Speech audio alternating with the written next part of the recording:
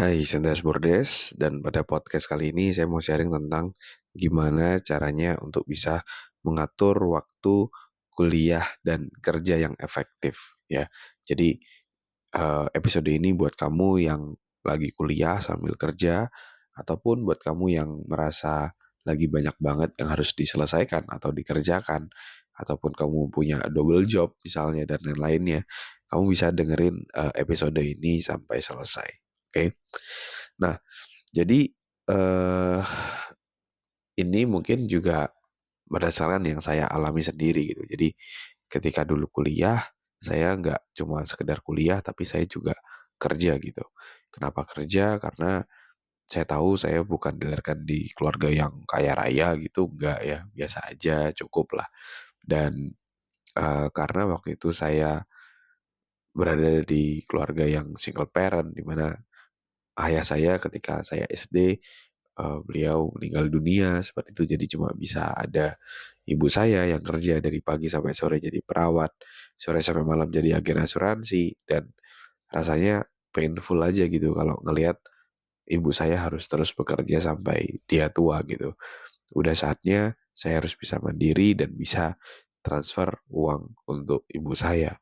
Tapi saya nggak mau nunggu sampai nanti lulus kuliah, ya kelamaan gitu. Kalau bisa dari sekarang ketika saya waktu itu masih kuliah, udah bisa menghasilkan, udah bisa bayar kuliah sendiri. Nah itu yang mau saya lakukan. Dan eh, dulu pekerjaan saya itu selain kuliah ada beberapa hal lah, serabutan lah gitu ya, freelance gitu juga yang saya lakukan. Saya juga jadi trainer, saya juga jadi ghostwriter kayak gitu. Sempat juga jualan buku lah, jualan apa, semua saya lakuin gitu untuk dapat income.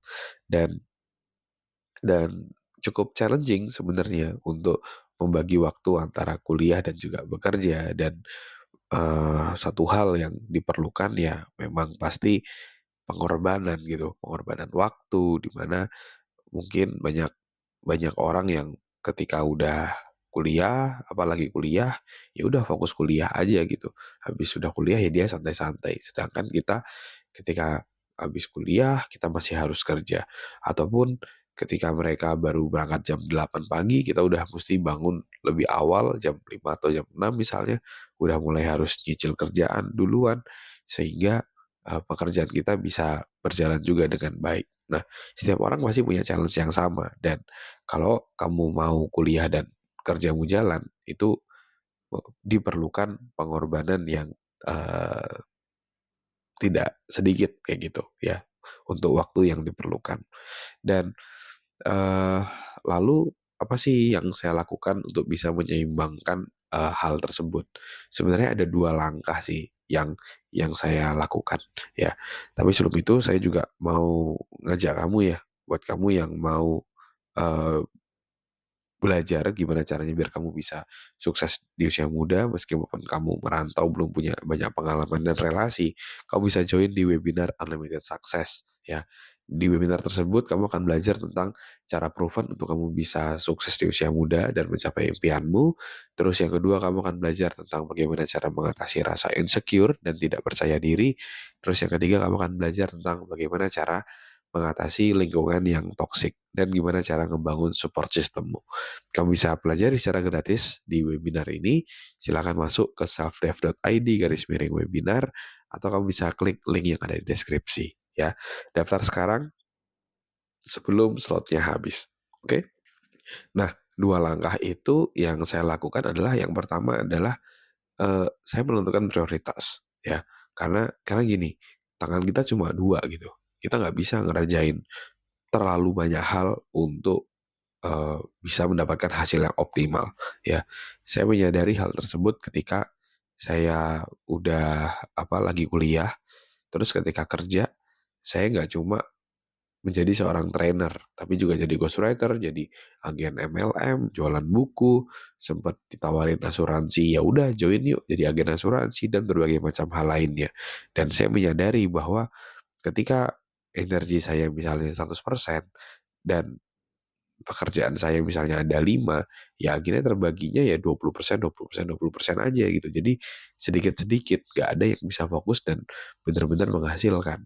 Sedangkan kalau kita mau benar-benar sukses, ya kita harus benar-benar fokus gitu ya untuk mendapatkan hasil yang outstanding.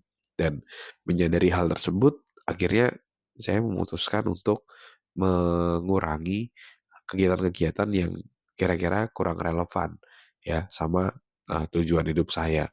Salah satunya misalnya menjadi agen MLM waktu itu ataupun agen asuransi. Nah, itu saya take out.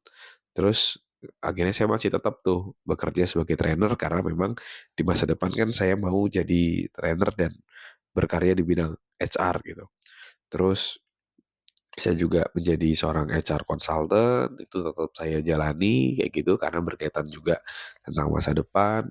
Terus ada ghostwriting. Nah, ghostwriting ini sebenarnya tidak ada kaitannya dengan eh, goal besaran saya di masa depan, tapi tetap saya lakuin karena menghasilkan lumayan gitu. Jadi menyelesaikan. Jadi ghostwriting itu adalah ketika saya ngebantu orang lain nulis buku gitu. Jadi saya nulisin bukunya orang lain lah. Gampangnya seperti itu. Karena duitnya lumayan, sekali buku selesai bisa buat eh, biaya hidup beberapa bulan ke depan, ya udah jadi tetap saya lakuin, tetap saya jalanin gitu. Jadi akhirnya saya fokus, oke, kuliah dan kerjaannya ya fokus itu jadi trainer, terus HR consultant dan juga ghostwriting ya. Jadi fokus di situ. Dan kalau ghostwriting sama training kan per project, jadi waktunya bisa lebih fleksibel. Terus kalau misalnya yang HR consultant juga dia saya datang ke sana itu kurang lebih seminggu mungkin sekali. Jadi saya melihat kalau saya kuliah dan masih menjalani 3 pekerjaan ini, so far sih harusnya masih oke. Akhirnya saya tetap jalanin dan lalu selanjutnya di langkah yang kedua itu adalah saya membuat planning secara besaran. Nah, planning secara besaran ini saya melakukan planning besaran mungkin 3 sampai 6 bulan ke depan. Bahkan saya sih masih ingat dulu di kos-kosan saya, di tembok kos-kosan saya itu saya tempel apa, kertas A4 yang mewakili setiap bulan. Jadi kayak kayak kotak-kotak gitu, misalnya bulan Januari dari tanggal 1 sampai tanggal 31 gitu. Jadi ada kayak bulanan kotak-kotak gitu, kayak di Google Calendar gitu loh.